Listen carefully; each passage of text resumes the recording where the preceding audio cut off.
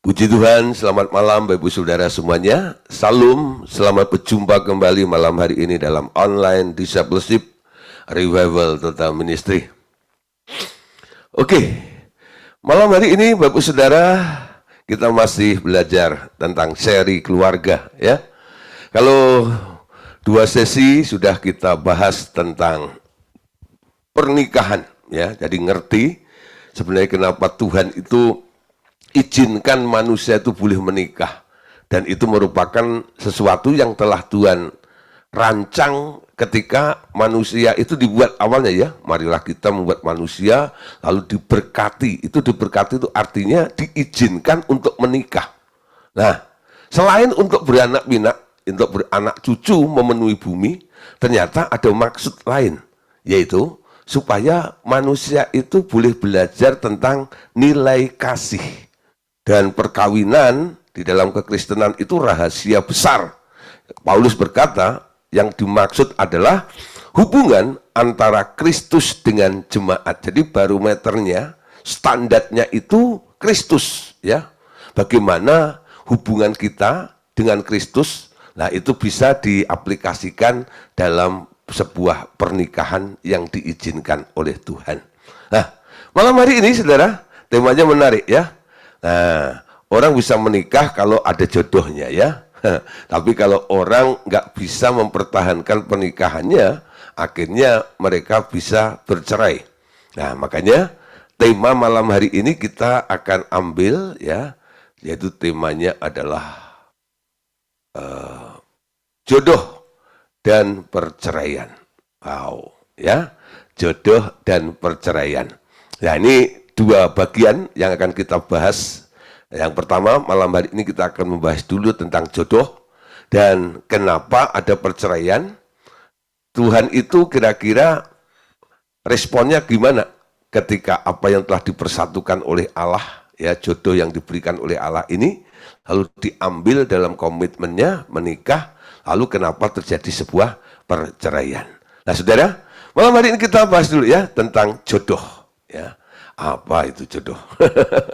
Ya, nah saudara, pertanyaan bagi banyak kaum muda, ya, bagaimana masalah jodoh, ya. Jadi untuk yang sudah menikah, ya sudah punya jodoh, akhirnya ya terima, inilah jodoh saya, gitu ya. Ya suami jodohnya istri, istri jodohnya suami, seperti itu. Nah, di kalangan anak-anak muda, ya, biasanya saudara, tentang jodoh ini menjadi pertanyaan ya, banyak. Mungkin kalau ketemu dengan temannya, sudah dapat jodoh belum? Ya. Atau jodohmu siapa? Dan sebagainya gitu ya. Tentang jodoh itu ya. Nah, ini menjadi pertanyaan bagi banyak kaum muda, bagaimana tentang masalah jodoh itu. Nah, saudara, sekarang kalau perkawinan itu didesain oleh Allah, dan Allah punya rencana di dalam sebuah perkawinan itu untuk mendapatkan jodoh. Sekarang siapa yang harus memilihnya? Ya, siapa yang harus memilih? Ya, siapa yang harus memilih? Bapak saudara, kalau orang ya memilih menurut keinginannya sendiri, dan terjun ke dalam medan jodoh, saling mengejar dan dikejar. Ya, makanya ada film dulu itu judulnya adalah Kejarlah Daku, Dikau Ku Dapat. Oh, itu ya. Wah, ada juga yang mengejar karena cintanya atau orangnya ada di atas gunung, sehingga dia bilang, ya, gunung kan kudaki. Kalau itu jodohnya ada di laut, laut pun akan aku seberangi. Ya, aku kejar, ya, aku kejar. Nah, kejar mengejar jodoh itu di kalangan orang-orang dunia sudah hal yang wajar ya. Nah, saudara, tapi kita lihat ya di sini ya, ketika seseorang memilih menurut keinginannya sendiri dan terjun ke dalam medan perjodohan ini, nanti biasanya saudara, ya, mereka itu dasarnya adalah sebuah standar atau kebutuhan ya. Apa yang dibutuhkan, lalu ada kriteria-kriteria yang diajukan ya. Kalau aku ya nanti mendapatkan jodoh, aku mau jodohku tuh begini, kriterianya seperti ini, ya. Yang sudah bosan miskin biasanya punya kriteria itu ya. Nanti kalau saya dapat jodoh, mau calon suami saya itu orang kaya. Kenapa? Ini kebutuhan nih kan. Lah kalau nggak kaya aku miskin lagi nih gitu ya. Paling nggak dapat orang kaya lah bang gitu ya.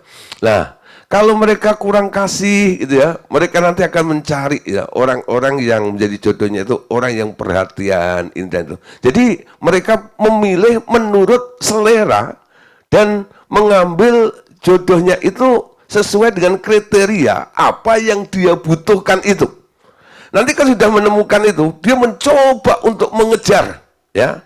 Tapi kalau mereka merasa dirinya itu perfect, ya, udah cantik, udah kaya, udah pinter, gitu ya. Nah, akhirnya dia bilang, udahlah, gua nggak kejar, biar gua yang dikejar. Ya. Nanti ada anjing header lewat dikejar, ya, biar gua yang dikejar, gitu ya. Nah. Kejarlah daku. Wah, jadi dia mau sengaja nunggu siapa yang mau kejar dia, ya. Lalu coba-coba jual mahal supaya apa? Terjadi kejar mengejar. Oh, itu kalau di sinetron kan seperti itu. Nah, sekarang kita lihat, saudara, ya, tentang perjodohan itu apa yang Tuhan mau, ya. Apakah jodoh sebenarnya diatur oleh orang tua atau oleh Tuhan, ya? Kalau dulu kan ada zaman Siti Nurbaya, ya, jodohnya diatur oleh orang tua. Jadi sudah dicoin nih dari masa muda, masih kanak-kanak itu sama-sama punya anak kecil gitu. Nanti dia singgol temennya, nanti kita pisanan ya. Jadi anak baru lahir gitu kan, udah janjian dulu gitu. Siapa yang pernah dengar seperti itu? Ya, ada juga gitu. Mungkin saudara itu ya maksudnya awalnya sih nggak terlalu serius, tapi ada yang serius juga ya. Nah karena apa? Dia mau tetap menjalin silaturahmi ya sebagai teman yang baik gitu supaya nggak putus gitu. Ya udahlah, ya kita jadi saudara saja dengan cara apa? Nah anaknya itu dijoin ya, dijodoh-jodohin seperti itu ya. Nah saudara, ada juga yang model seperti itu. Nah saudara, banyak juga ada anak-anak yang sudah didikte oleh orang tuanya, ya. Nanti jodohmu ini loh, sebab ini dan itu. Orang tuanya sibuk mencariin jodoh buat anaknya tersebut. Nah, saudara, jodoh itu ya siapa yang ngatur? Ya, manusia, orang tua atau Tuhan sebenarnya? Ya. Nah, sekarang kita lihat di sini. Dalam menjawab pertanyaan orang Farisi tentang perceraian, Tuhan dengan jelas menjawab bahwa hubungan perkawinan itu diatur oleh Tuhan. Ya. Jadi ketika orang Farisi tanya tentang perceraian, ya nanti itu kita bahas di masalah perceraian ya, tentang perceraiannya. Tapi di dalam penjelasan tentang perceraian itu, kita bisa mengambil sebuah hikmat atau sebuah pengertiannya. Bahwa sebenarnya jodoh itu yang ngatur siapa. Yuk kita lihat ayatnya ya. Matius pasal 19 ayat 3 sampai ayat yang ke-6. Saya akan bacakan, Bapak Ibu Saudara, simak dengan seksama. Maka datanglah orang-orang Farisi kepadanya untuk mencobai dia. Mereka bertanya, apakah diperbolehkan orang menceraikan istrinya dengan alasan apa saja? Jawab Yesus, tidakkah kamu baca bahwa Ia yang menciptakan manusia sejak semula menjadikan mereka laki-laki dan perempuan? Ayat 5. Dan firman-Nya, sebab itu laki-laki akan meninggalkan ayah dan ibunya dan bersatu dengan istrinya sehingga keduanya itu menjadi satu daging. Demikianlah, ayat 6, demikianlah mereka bukan lagi dua, melainkan satu. Karena itu, apa yang telah dipersatukan Allah, ya, tidak boleh diceraikan manusia. Ya, perhatikan sini ya. Jadi, ketika orang-orang Farisi itu tanya, apakah boleh cerai dengan alasan apapun?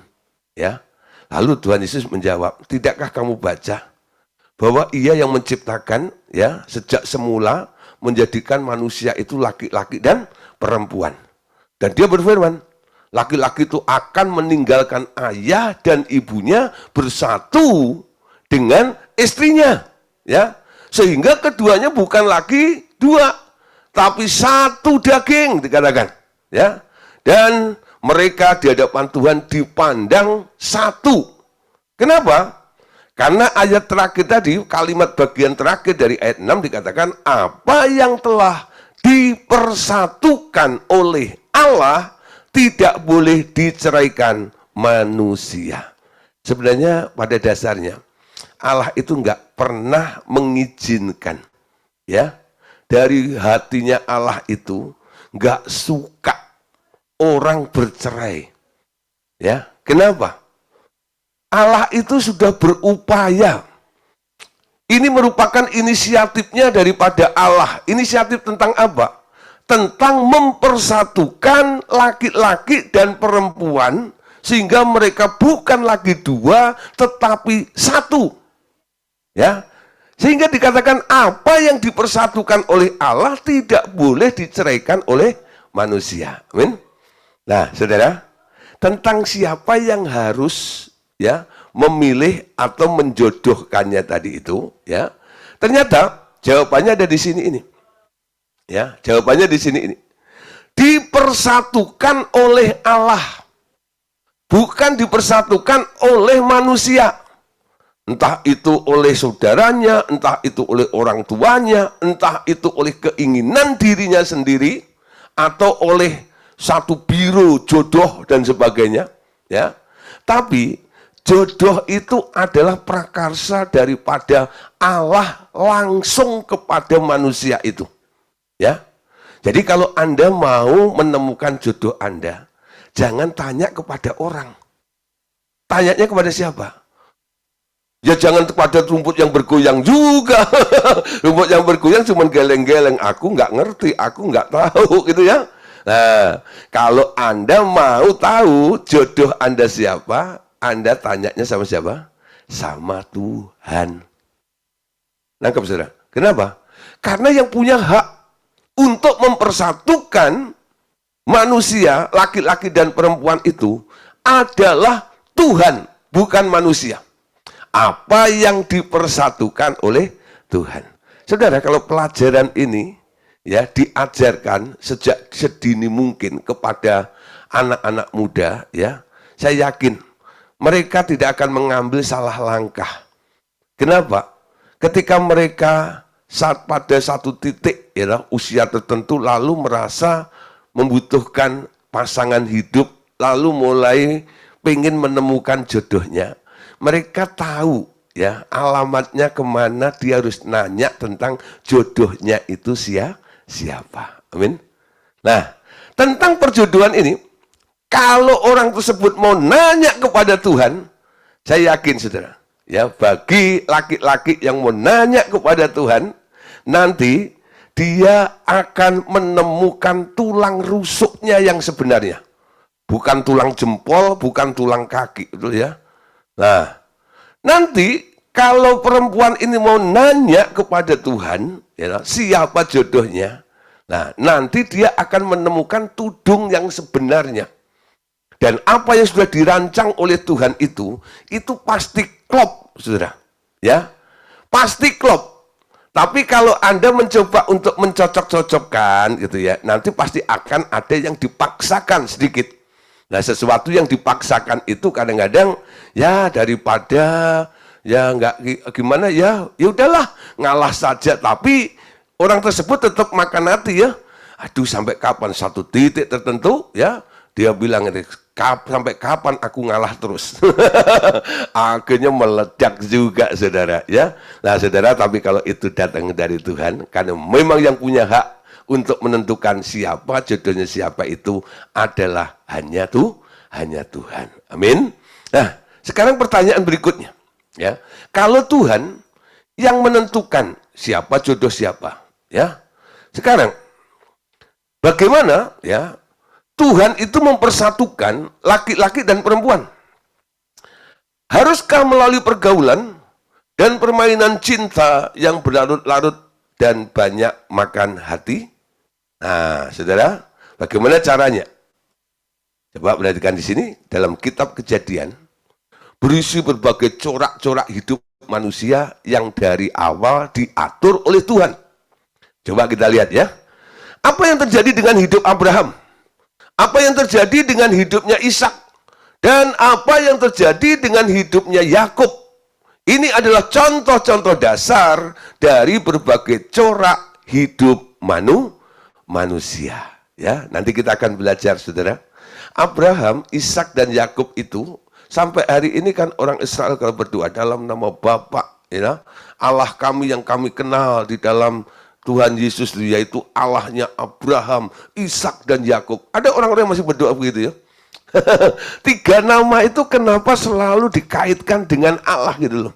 Ya. Nah, karena tiga orang ini sedikit spesial, saudara ya. Tuhan benar-benar intens ya dengan tiga orang itu. Kenapa? Dalam rangka untuk mewujudkan satu bangsa yang kudus, bangsa yang besar, yang disebut bangsa Israel ini, Allah memulai dari Abraham, betul? Dari Abraham.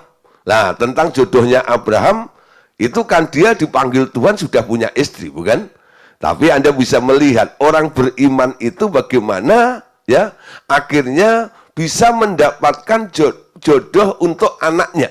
Ya, ada luar biasa. Ishak itu mendapatkan jodoh itu bagaimana? Dengan cara Tuhan, bukan dengan caranya manusia. Gak ada kriteria yang diajukan oleh Abraham sedikit pun.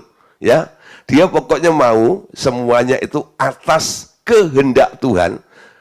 Apa saja yang Tuhan berikan akan diterima dengan iman. Ya, nah, saudara, kita lihat ya berikutnya dulu. Nah, apa artinya iman? Janji Tuhan berkat tabiat daging, tuntunan, dan penggarapan Allah terlukis dalam tiga orang itu. Sampai Allah sendiri mengidentifikasikan dirinya dengan nama ketiga tokoh ini. Loh ya. Jadi kalau orang ya pengen tahu tentang Allah, Allah itu muncul, lalu orang itu bisa mengenal tentang Allah itu, oh itu Allahnya Abraham ya, itu Allahnya Ishak ya. Jadi Allah sendiri mengidentifikasikan dirinya dengan nama ketiga tokoh ini. Yuk kita lihat ayat-ayatnya. Baca Keluaran pasal 3 ayat yang ke-6. Ya. Keluaran pasal 3 ayat yang ke-6. Nah, saudara, lagi ia berfirman, akulah Allah ayahmu, Allah Abraham, Allah Ishak, dan Allah Yakub. Lalu Musa menutup mukanya sebab ia takut memandang Allah. Ya, jadi ketika Tuhan memanggil Musa, ya, Musa itu sebenarnya kan udah bagian dari satu bangsa, yaitu bangsa Israel, bukan? Nah, Musa dikeluarkan dari air, diselamatkan sampai mengalami proses, ya, prosesnya berapa tahun? Prosesnya sampai 80 tahun, ya. Nah, baru nih dia berhadapan dengan Tuhan di semak belukar yang menyala tapi nggak kebakar itu loh. Lalu disitulah mulai berdialog dengan Tuhan. Lalu Musa pengen tahu tentang Tuhan itu siapa. Lalu Tuhan bilang, ya, kalau kamu pengen kenal tentang aku ini Allahnya Abraham, ya, aku ini Allahnya Ishak, aku ini Allahnya Yakub. Jadi Allahnya ngkong-kongconya itu. Ya, aku ini Allahnya Abraham, Allahnya Ishak, Allahnya Yakub. Sekarang Allahmu juga ini. Ya. Nah, jadi tiga orang ini sangat spesial. Ya, kenapa? Sampai Allah itu mau mengidentifikasikan dirinya di dalam orang tersebut. Nah, sekarang kita lihat, saudara, apa yang terjadi dengan Ishak, saudara. Ya, apa yang terjadi dengan Ishak di sini? Apa yang terjadi dengan Ishak boleh dikatakan adalah contoh yang indah bagaimana jodoh ternyata diatur oleh Tuhan, ya, diatur oleh Tuhan. Coba lihat ya. Nah, Abraham mengenal Tuhan dan ia tahu Tuhan juga yang akan mengatur perjodohan anaknya. Ia mengutus Eliezer mencari calon istri bagi Ishak, dan Eliezer berjalan dipimpin oleh Tuhan dengan iman, ya, dengan iman. Nah, saudara, satu hari saya diminta untuk mengisi sebuah persekutuan doa anak-anak muda, ya. Nah, saya pikir ini ya biasalah, ya, anak-anak muda punya persekutuan dengan gaya mudanya gitu. Tapi saudara, ini lebih aneh lagi, saudara. Ketika saya datang ke situ, itu ya, ini setelah itu pemimpinnya bilang begini, Pak, ya, kami ini orang-orang muda, betul ya. Tapi kami ini juga kaum jomblo.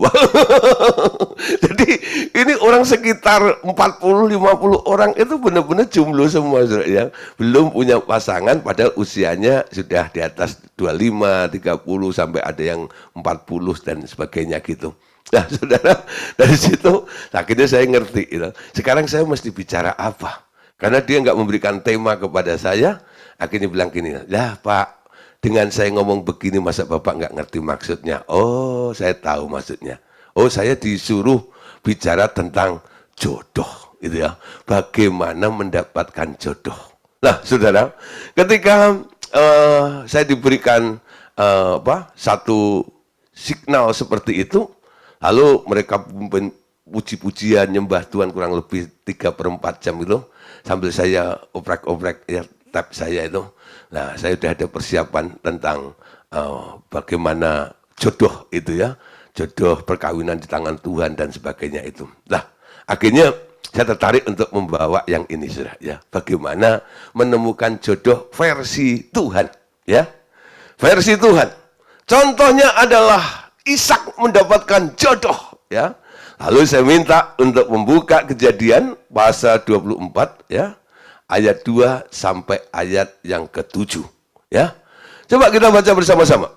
Berkatalah Abraham kepada hambanya yang paling tua dalam rumahnya, ya, yang paling senior di dalam rumahnya itu, yang menjadi kuasa atas segala kepunyaannya, katanya, "Baiklah, letakkan tanganmu di bawah pangkal pahaku, supaya aku mengambil sumpahmu demi Tuhan, Allah yang empunya langit dan yang empunya bumi, bahwa engkau tidak akan mengambil untuk anakku seorang istri dari antara perempuan Kanaan yang di antaranya aku diam." Ya. 4. Tetapi engkau harus pergi ke negeriku dan kepada sanak saudaraku untuk mengambil seorang istri bagi Ishak anakku. Lalu berkatalah hambanya itu kepadanya, "Mungkin perempuan itu tidak suka mengikuti aku ke negeri ini. Haruskah aku membawa anakmu itu kembali ke negeri dari mana tuanku keluar?" Ayat 6. Tetapi Abraham berkata kepadanya, "Awas, jangan kau bawa anakku itu kembali ke sana. Ya, Tuhan Allah yang empunya langit, yang telah memanggil aku dari rumah ayahku serta dari negeri sanak saudaraku, dan yang telah berfirman kepadaku serta yang bersumpah kepadaku, demikian, kepadamu keturunanmulah akan kuberikan negeri ini. Dialah juga yang akan mengutus malaikatnya berjalan di depanmu, sehingga engkau dapat mengambil seorang istri dari sana untuk anakku." Ya. Jadi ketika anaknya itu mungkin lapor pada bapaknya, ya Ishak itu, Pak, you know, ini saya harus cepat nikah nih. Ya, siapa jodohku ini? Sebagai orang beriman, saudara, ya, dia nggak cari, ya nggak googling gitu, cari apa namanya biro jodoh gitu. Enggak, saudara, gitu. Tapi dia pasang antena kuat, gitu, imannya dipertajam ke sana ini, ya. Lalu pengharapannya ditaruh kepada Tuhan sebagai sumber pengharapannya, ya, Abraham ini. Lalu dia panggil, ya, salah satu karyawannya, ya, pembantu yang paling senior, ya. Nah, yang punya kuasa, yang dipercaya di situ namanya Eliezer. Ketika Eliezer mampir, ya, datang kepada Abraham. Abraham bilang ini, "Ada tugas khusus nih." "Tugas apa, Tuhan?" Ya, ini tugas nggak boleh, ya, nggak boleh sembarang, ya. Nah, harus dikerjakan dengan teliti. Itu tugas apa? tugas cari jodoh. Ya. Untuk siapa? Untuk anakku. Ya, untuk anakku. Lalu Abraham bilang, jangan cari enak ya. Lalu kamu pungut ya perempuan di sekitar kemah kita ini yang penduduknya orang Kanaan itu. Kamu harus pergi ke sanak saudaraku, ke asal muasalku, ya. Nah, nanti di sana, ya, kamu akan menemukan siapa yang menjadi jodoh anakku itu. Nah, kenapa bisa begitu? Karena Tuhan telah berjanji. Tuhan yang menentukan segalanya di dalam kehidupanku ini. Makanya tentang jodoh ini pun saya percaya Tuhan nanti juga yang akan menentukan siapa jodoh untuk anakku itu. Saudara dapat tugas seperti itu. Wah, si Eliezer ini sih pun ya pusing. Aduh gitu ya. Sampai akhirnya dia mengajukan gini, tuanku, ya. Gimana nih kalau ya anak tuanku ini, si Ishak ini, saya ajak ikut pergi, nanti biar dia pilih sendiri di sana. Abraham bilang tuh, enggak bisa. Enggak bisa. Ya, kamu harus menemukan sendiri, ya. Nanti Tuhan yang akan menuntun, memberitahu siapa yang menjadi jodoh anakku itu. Anda lihat ya, keputusan daripada Abraham itu, ya, ini kan sulit sekali. Kalau Anda jadi Eliezer, wah ini Anda bingung banget ya. Aduh disuruh sama bos kayak begini ya. Ini kalau sampai keliru bagaimana ini ya? Anaknya dibawa suruh pilih sendiri nggak boleh, ya. Karena Abraham percaya bahwa jodoh itu tidak ditentukan oleh dasar pilihan Ishak sendiri atau oleh orang tuanya. Dia serahkan semuanya keputusan itu. Tuhan, engkau yang memutuskan, engkau yang memilih siapa yang menjadi jodoh untuk anak saya itu. Ya, nah saudara, Eliezer akhirnya berangkat ya ke negeri itu. Dia bingung. Kenapa? Di negeri sanak saudaranya Abraham itu namanya perempuan itu bukan satu, betul ya? Walaupun mungkin sudah yang dicari yang perawan, itu ya. Tapi yang perawan kan juga banyak. Ya. Nah, dia kebingungan seperti itu. Tapi Anda lihat ya, dari cerita kisah Eliezer menemukan jodoh untuk anak majikannya ini, Anda baca ayat 24 ya, pasal 24-nya. Ayat 12 sampai ayat 26, Saudara, ya. Nah, lompat ya ayat 12 sampai 26. Lalu berkatalah ia, Tuhan Allah tuanku Abraham. Anda lihat nih, ya. Setelah Eliezer itu bingung, nyampe di tempat asal dari tuannya itu, di situ akhirnya Eliezer itu ngomong begini sama Tuhan, ya. Lalu ia berkata, ya, lalu berkatalah ia, Tuhan Allah tuanku Abraham. Nangkep ya? Jadi Eliezer itu komplain kepada tuannya dia, yaitu Abraham. Buatlah kiranya tercapai tujuanku pada hari ini. Tunjukkanlah kasih setiamu kepada tuanku Abraham. Di sini aku berdiri di dekat mata air, dan anak-anak perempuan penduduk kota ini datang keluar untuk menimba air. Kiranya terjadilah begini. Anak gadis kepada siapa aku berkata, tolong miringkan buyungmu itu supaya aku minum. Dan yang menjawab, minumlah, dan unta-untamu juga akan kuberi minum. Dialah kiranya yang kau tentukan bagi hambamu Ishak. Maka dengan begitu akan ku ketahui bahwa engkau telah menunjukkan kasih setiamu kepada tuanku. 15. Sebelum ia selesai berkata, maka datanglah Ribkah yang lahir bagi Betuel, anak laki-laki Milka, istri Nahor, saudara Abraham. Buyungnya dibawanya di atas bahunya. Anak gadis itu sangat cantik parasnya. Seorang perawan belum pernah bersetubuh dengan laki-laki. Ia turun ke mata air itu dan mengisi buyungnya, lalu kembali naik. Ya, nah saudara, ketika Eliezer ini melibatkan Tuhan, Anda lihat ya. Jadi ketika orang bingung, dia harus melibatkan Tuhan. Jangan melempar dadu lalu dihitung gitu ya, ganjil genap. Nah, akhirnya dia membuat sebuah pernyataan kepada Tuhan, ya. Untuk apa? Supaya dia tahu signalnya seperti apa. Ya, dia bilang, nanti kalau aku menemukan ada perempuan yang berbeda dari yang lainnya, ya. Jadi di sini Eliezer itu dalam benaknya cuma bikin, nanti pasti, ya. Yang dipilih oleh Tuhan itu adalah perempuan yang murah hati, ya, nggak pelit, ya, dan dia juga sopan dan sebagainya. Nah, akhirnya dia bilang nih, nanti ada perempuan yang ya akan memberi dia minum dan juga unta-untanya yang akan diberi minum oleh itu. Nah, sebelum ia selesai berkata, sudah, ya, maka datanglah seorang perempuan nih, namanya Ribka, yang lahir dari Betuel itu. Nah, saudara Anda lihat ya, sebenarnya apa yang dijanjikan Tuhan itu sudah dekat, gitu ya. Orang itu baru berdoa, baru melibatkan Tuhan, jawaban Tuhan sudah ada di depannya kan? Langsung muncul. Sebelum dia berhenti ngomong, ya, itu jawabannya sudah ada. Ribkahnya muncul, saudara. Ya, Ribkahnya muncul.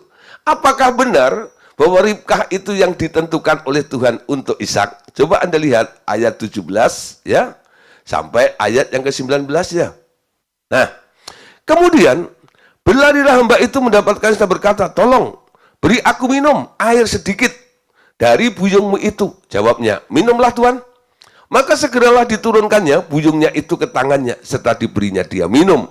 Setelah ia selesai memberi hamba itu minum, berkatalah ia, baiklah, untuk unta-untamu juga kutimba air sampai semuanya puas minum. Nah, saudara, waktu dia melihat apa yang dilakukan oleh Ribkah ini,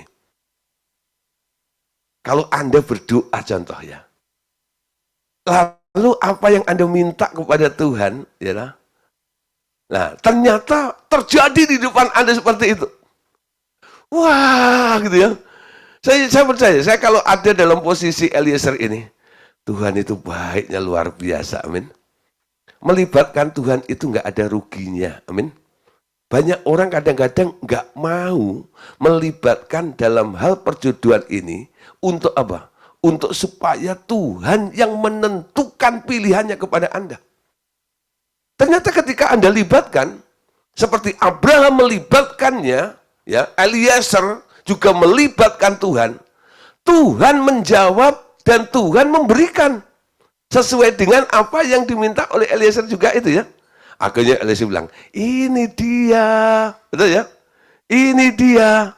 Nah, jadi tentang jodoh ini saudara, supaya kita lebih gampang, ya, untuk kita ini bisa cepat tahu, ya, dan mendapatkan jodoh kita ini yang dari Tuhan. Bagaimana? Ya, ada satu prinsip yang harus kita bangun dari dalam kehidupan kita, ya. Nah, siapa yang menyerahkan hidupnya kepada Tuhan, dia juga yang akan mengatur hidupnya tentang masa depan dan perjodohannya juga, ya. Siapa yang menyerahkan hidupnya kepada Tuhan, dia juga yang akan mengatur hidupnya tentang masa depan dan perjodohannya juga. Saudara, maksud saya begini. Kenapa di sini dikatakan siapa yang menyerahkan hidupnya kepada Tuhan? Lalu Tuhan telah mengatur perjodohan orang itu. Nah, saya mau sedikit cerita ya tentang kisahnya Ishak. Anda tahu, Ishak itu lahir di masa tuanya Abraham ya. Abraham usia 100 tahun, dia baru punya anak Ishak itu. Satu kali, Tuhan menguji kesetiaan daripada Abraham. Anak ini disuruh ya, dipersembahkan kepada Tuhan di Gunung Muria itu. Abraham itu dengan cepat ya, dia rela untuk mempersembahkan Ishak itu. Ya, mempersembahkan artinya apa? Apa yang selama ini diberikan oleh Tuhan, kalau diberikan jadi miliknya siapa? Jadi miliknya Abraham, bukan ya? Nangkep ya? Jadi Ishak itu diberikan kepada Abraham. Ketika sudah diberikan, jadi milik siapa?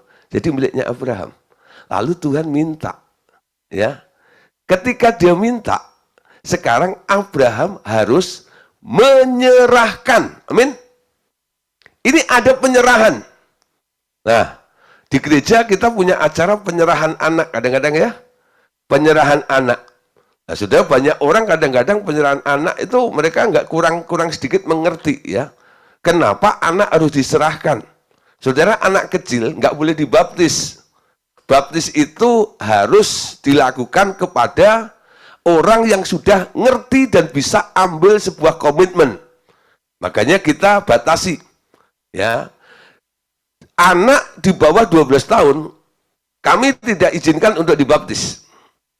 Ya, kenapa? Saya anggap anak di bawah 12 tahun itu masih pelin-pelan, belum bisa diajak ambil sebuah komitmen. Nah, anak-anak seperti itu imannya sekarang tergantung dengan orang tuanya.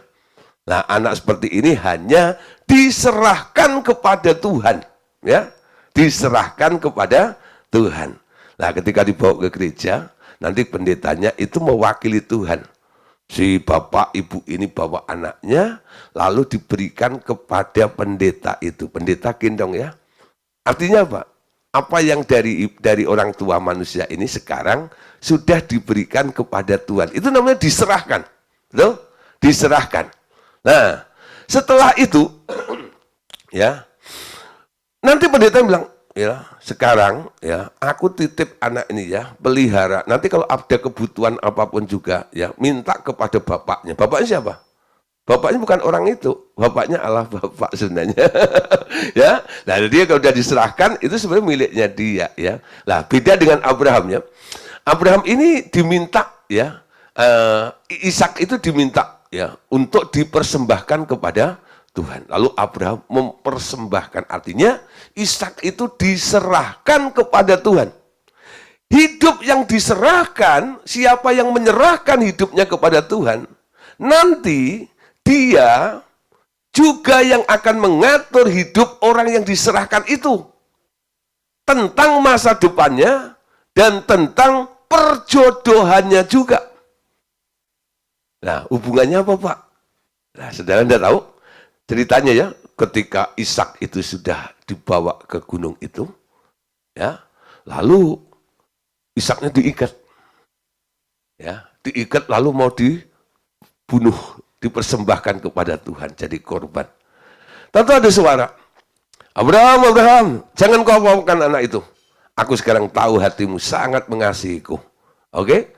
Nah, setelah itu ada korban pengganti. Ada kambing yang tanduknya tersangkut, lalu diambil sebagai pengganti korban. Akhirnya Ishaknya bebas. Ya, Tuhan sendiri ya yang menyediakan. Abraham sudah menyerahkan kepada Tuhan. Selesai acara itu, saudara, ya, kalau Anda membaca kisahnya itu, ya, nanti Anda lihat, habis acara itu, Abraham itu dapat WhatsApp. Kalau sekarang itu mungkin ada WhatsApp itu ya. Nah, saudara, dapat WhatsApp. Waktu dibuka itu klik gitu ya. Ternyata dari Betuel, ya, anak Nahor itu memberi kabar bahwa ya, dia punya anak cewek. Ya, yang dimaksud siapa? Ribkah.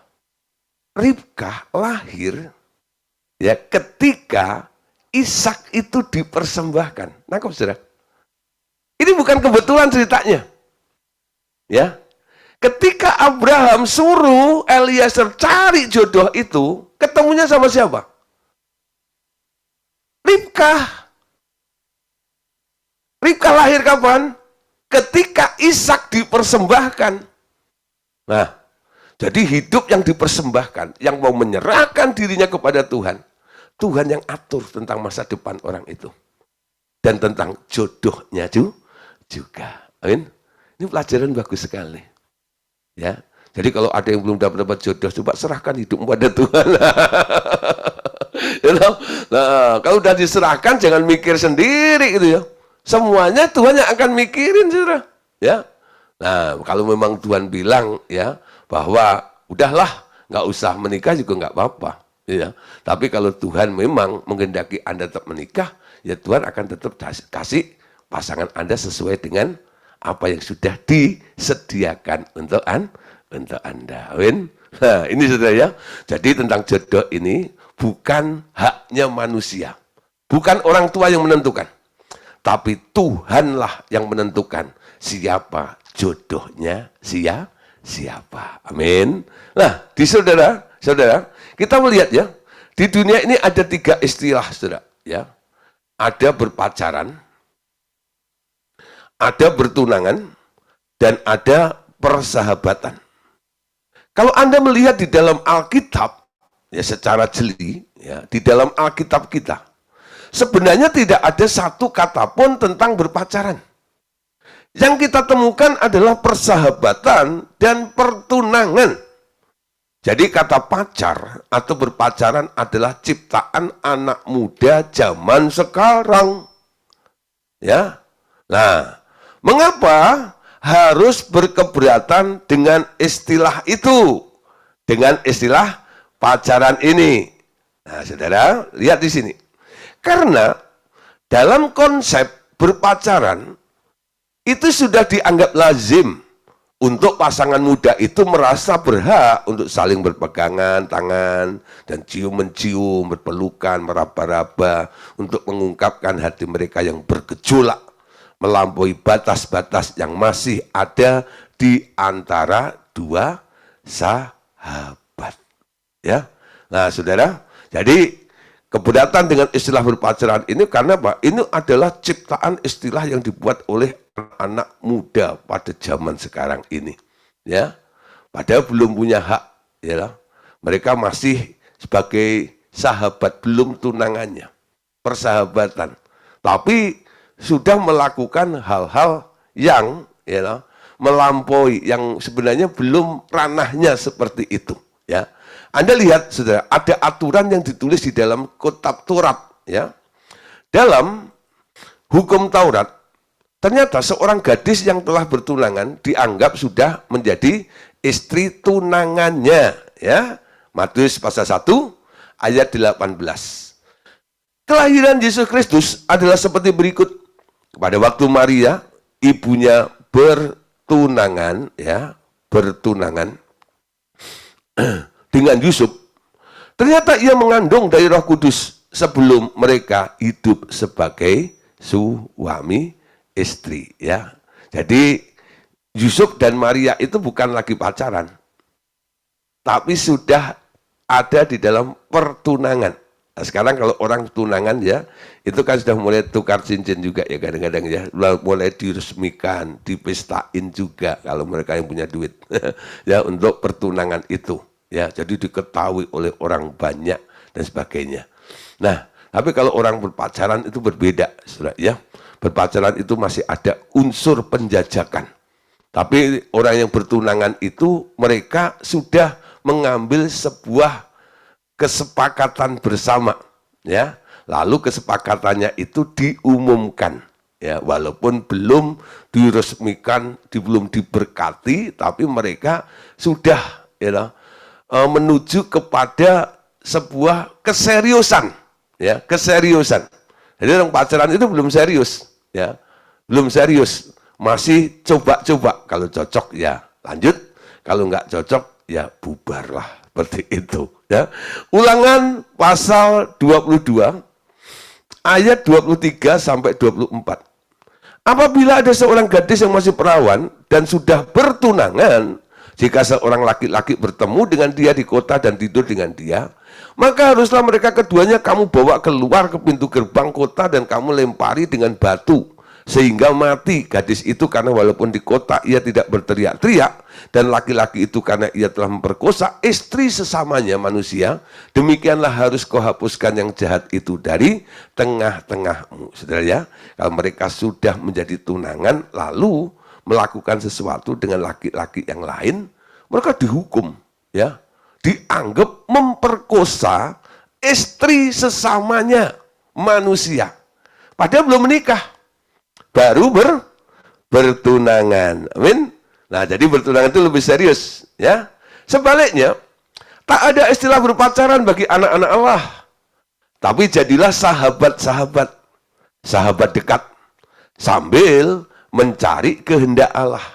Bila surga mempersatukan dengan jelas, baru hubungan meningkat menjadi pertunangan. Ya, jadi boleh menjadi sahabat dulu.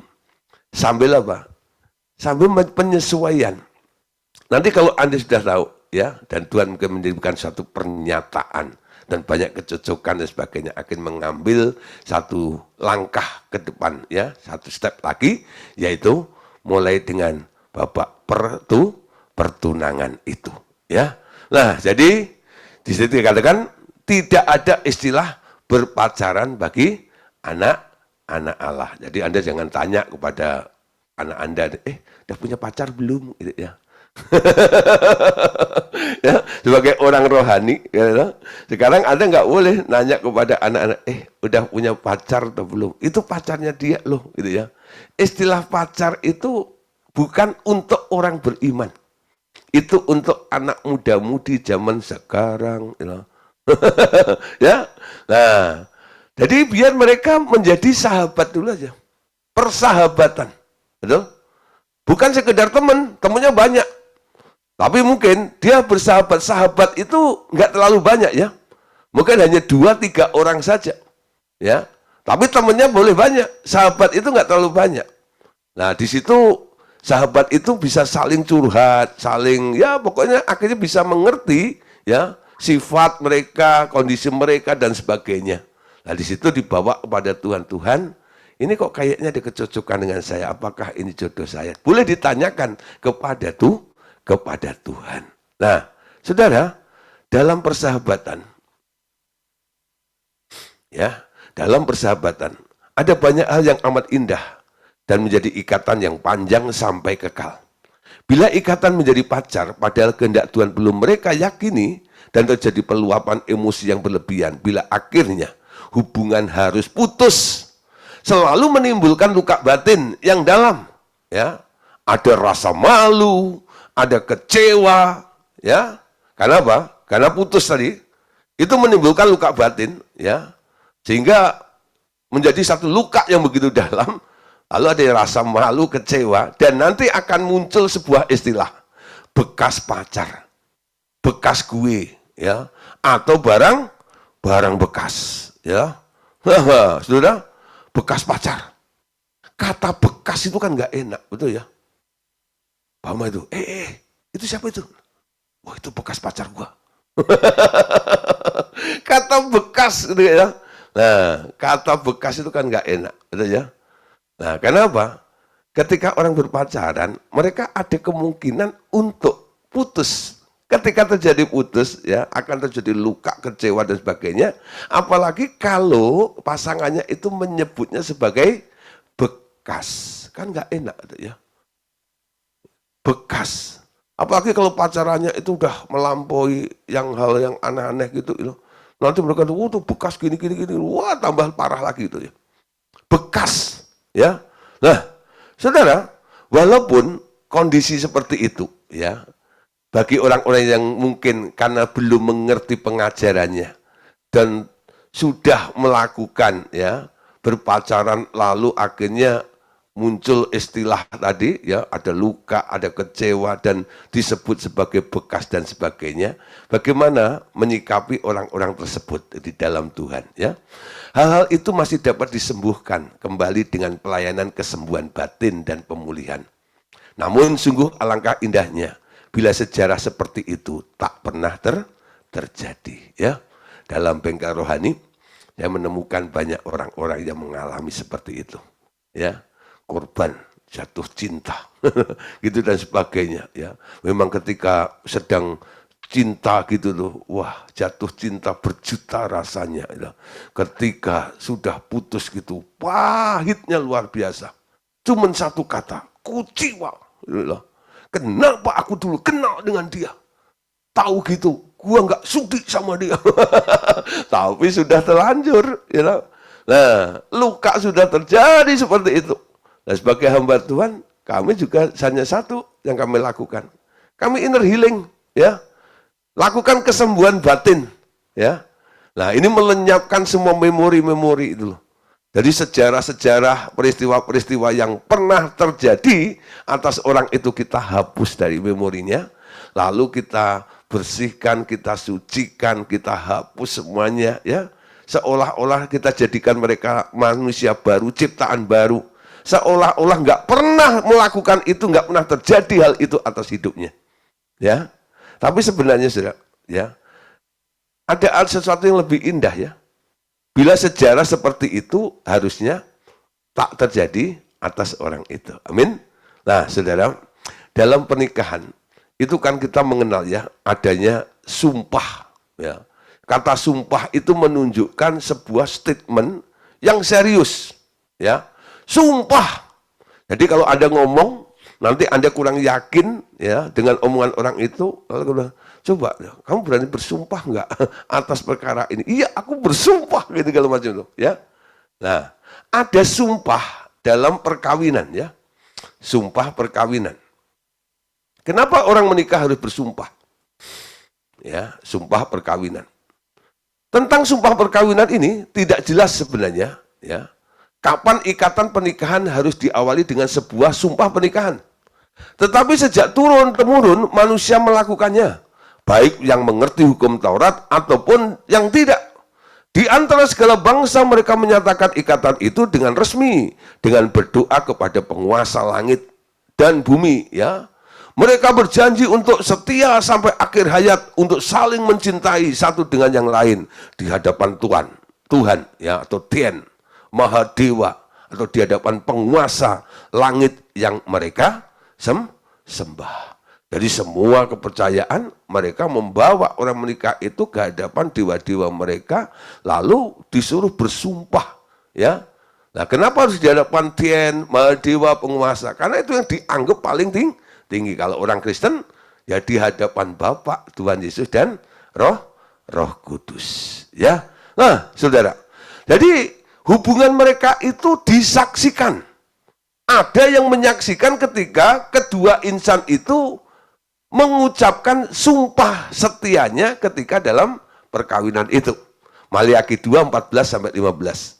Dan kamu bertanya, oleh karena apa? Oleh sebab Tuhan telah menjadi saksi antara engkau dan istri masa mudamu, yang kepadanya engkau telah tidak setia, padahal dia teman sekutumu dari istri seperjanjianmu. Bukankah Allah yang esa menjadikan mereka daging dan roh?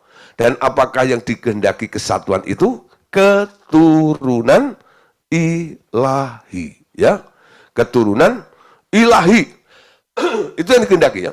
Keturunan ilahi. Jadi jagalah dirimu dan janganlah orang tidak setia terhadap istri dari masa mudanya. Nah, saudara, jadi ketika orang, ya, itu menemukan jodohnya lalu dibawa kepada sebuah pernikahan, mereka mengucapkan janji sumpahnya kepada di hadapan Tuhan. Ketika orang menyampaikan atau mengangkat sumpahnya di hadapan Tuhan, saudara, sebenarnya dia sedang ngomong, ya, disaksikan oleh siapa? Oleh Tuhan. Tuhan menjadi saksi. Ya. Saya kadang-kadang dalam memimpin, ya, upacara pernikahan gitu, saya bilang kepada kedua mempelai, silahkan kalian berdua, ya, saling mengucapkan janji nikah Anda di hadapan Tuhan, ya, dan di hadapan jemaat. Di hadapan Tuhan dan di hadapan jemaat. Jadi mereka bukan hanya mengucapkan, disaksikan oleh audiens, ya. Biasanya yang paling banyak dalam pemberkatan itu kan keluarganya, ya, dari keluarga laki atau keluarga perempuan. Tapi ada satu yang penting, ya. Ada satu lagi selain dari kedua pihak keluarga yang menyaksikan sumpahmu. Siapa? Tuhan. Betul, ya? Tuhan dengar. Nah, nanti kalau ketika Anda mulai mengajukan, ya Tuhan, gitu, ya, aku udah nggak tahan lagi, aku mau cerai saja, ya, kalau macam gitu. Udah, ya Tuhan, gitu, ya. Nanti jawaban Tuhan apa, saudara? Jawaban Tuhan sebenarnya enak. Kalau Anda dengar sih, jawabannya cuma satu. Dan itu kadang-kadang juga yang saya mulai ingatkan kepada orang yang konseling. Kalau mereka bilang, Pak, ini gimana Pak, gini. Kayaknya udahlah nggak tahan, saya mau cerai aja Pak. Gitu. Saya bilang ini, kamu dulu pernah bersumpah di hadapan Tuhan, bukan? Ya, sekarang kamu melibatkan Tuhan.